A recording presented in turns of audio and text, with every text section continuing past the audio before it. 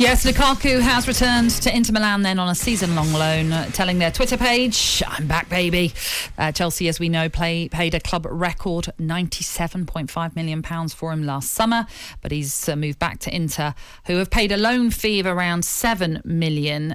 Neil, it's really interesting now to see the comments that Lukaku has made since moving back to Italy. He's said that he'd been in regular contact with the Inter manager Simone Inzaghi throughout the season, as well as feeling as though his teammates were very much his brothers. I think he referred to them as very much. He said Milan was his home, didn't even move out, didn't sell the property that he had there.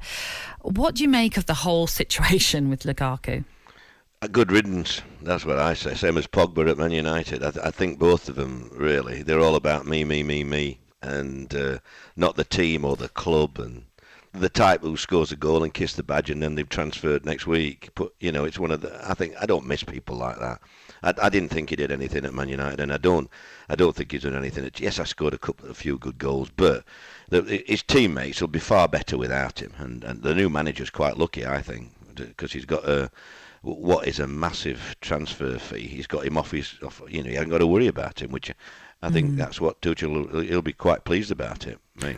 I think, Neil, I think he lost his belief completely. After he said the things he said, he got worse after that. And as a striker, I'm watching him, and I thought he was positioning himself where he couldn't get the ball. I'd agree with that. Because he didn't want to lose it. Instead of peeling off round the back, he'd go towards the ball, wouldn't he? Yeah. Or he'd come short in that area. But having said that, I'm not sure that Chelsea play the game what suits him like Inter Milan. I mean, he likes it in them channels, on his runs. And I know he didn't make channel runs, Dean, but I think when he did earlier on in the season, it didn't come. The ball didn't come anyhow.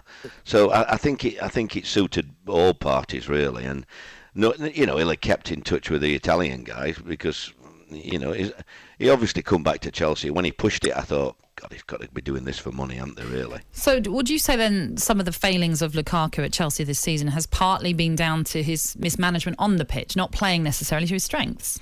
Well, I think they've tried. I think it's been almost impossible to find him, and they've always played better when the other lads have come in and done a job.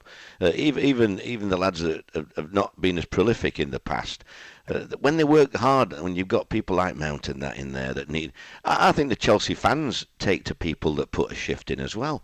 So I don't think he'll be missed by anybody, mate. And let's hope he turns it on again for Inter Milan. Now he's got his wish, but I only saw one reason for him coming back to Chelsea, if I'm honest. I thought what summed Lukaku up was the Aston Villa game when he came on as sub, Neil. Remember, he came on as sub and he turned a clearance into a penalty decision. He ran after it, outpaced Mings, got brought down for the penalty, and then he got on the end of a cross, a header, to win the game, where I think that Alonso come back on his right foot and whipped an in-swinger in. He got in front of Mings again and scored a great header. I think that's Lukaku. It is when he's on it. He just didn't have enough days like that. And he'll blame the rest of the squad that they didn't create enough chances, won't he? People always blame. They never look in the mirror. That's the problem with footballers. They never look in the mirror. It's always somebody else's fault, or the pitcher's fault, or the coach's fault, or he doesn't know what he's doing.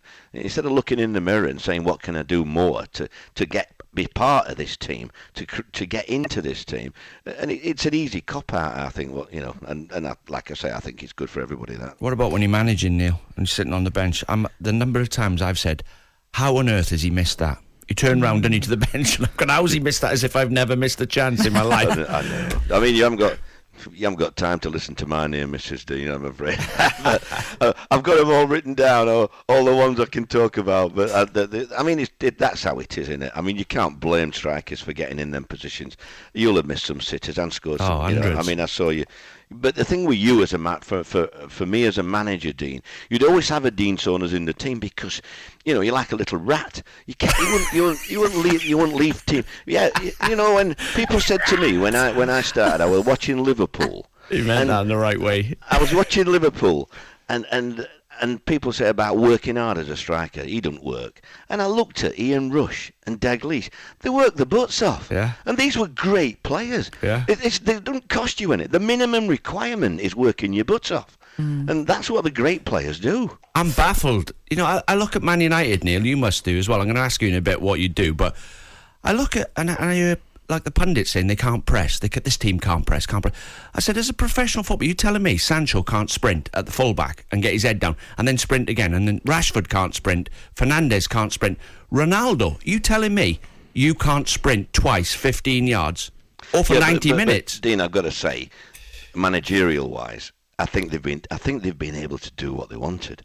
I mean, I look at it from afar, and you know, Rashford I just think he needed a cuddle. He needs to get back to doing his football now, and nothing else off the field, and having a cuddle, because he is a good player, the kid. But he looks shot, doesn't he, at the minute? But when I look at some of the others, I think to myself, they know this manager's not going to be here. You know, and it's going to be hard for the new manager with Ronaldo. You know, I mean, he's a great player, and he scores some fabulous goals. But you try and get a system.